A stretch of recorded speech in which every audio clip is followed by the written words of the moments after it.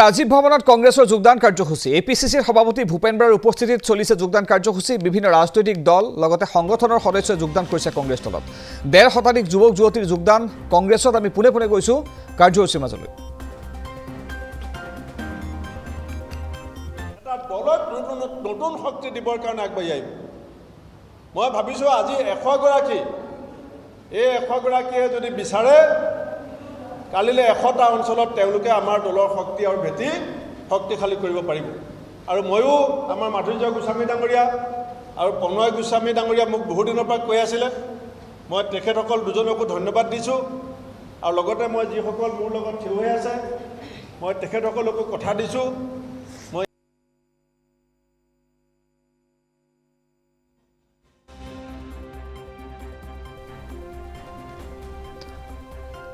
আজি ৰাজীৱ ভৱনত কংগ্ৰেছৰ যোগদান কাৰ্যসূচী ১.৫ শতাধিক যুৱক যুৱতী যোগদান কৰিব কংগ্ৰেছ দলত ইতিমধ্যে আৰম্ভ হৈছে যোগদান কাৰ্যসূচী দীঘলীয়াকৈ আজি ক'ব বিচৰা নাই আজি আমাৰ কেইবাখনো সভাও আছে অল পাৰ্টি মিটিঙো আছে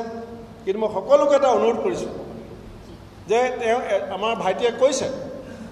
যে মৰম লাগে আগতে আমাৰ এখন মই ক'ত পাইছিলোঁ পাহৰিছোঁ যে মৰম দিলে মৰম পায় আৰু আপোনাৰ ব্যৱহাৰ আপোনাৰ পৰিচয় এখন নতুন সমাজত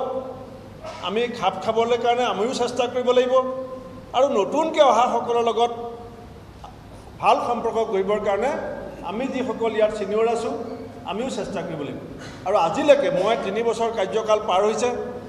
এতিয়ালৈকে কোনো মানুহে কোনোবাই কিবা ঠিকা বিচাৰি বিজেপিলৈ যাব পাৰে কোনোবাই ৰাজনৈতিক সুৰক্ষা বিচাৰি বিজেপিলৈ যাব পাৰে কিন্তু যিমান কিজন মানুহ ইয়াৰ পৰা গৈছে কোনো কিন্তু এই কথাটো কোৱা নাই যে ৰাজীৱ ভৱনত আমি কাম কৰা সুযোগ নাপালোঁ বা যোগ্য সন্মান নাপালোঁ এনেকুৱা অভিযোগ দি পেলাই কিন্তু কোনো মানুহ যাবলগীয়া হোৱা নাই সেইকাৰণে বন্ধুসকল আপোনালোকে চিন্তা নকৰিব আপোনালোকক মই কথা দিছোঁ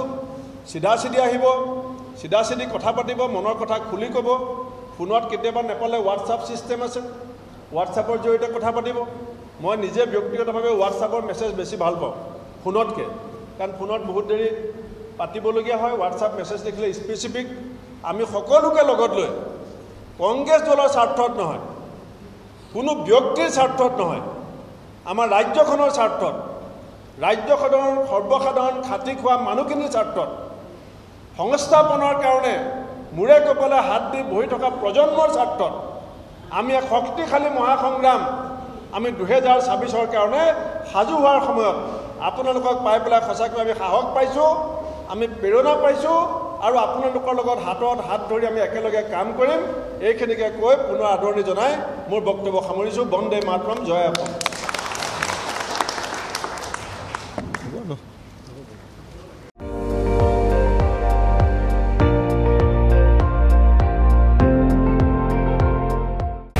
আপুনি চাই আছে ND24 সৰ্বশ্ৰেষ্ঠ নহয় সৰ্বোত্তমৰ দৌৰ